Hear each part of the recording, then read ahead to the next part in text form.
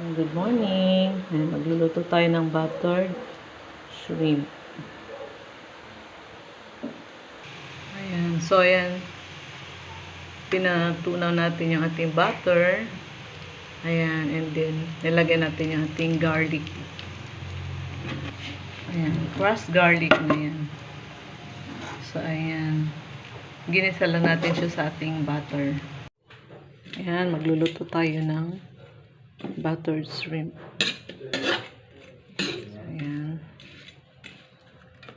Gigisa natin siya.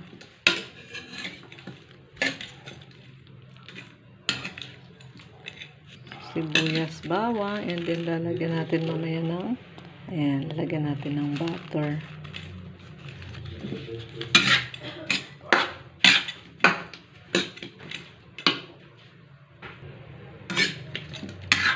Ayan, so ating shrimp ay malalaki.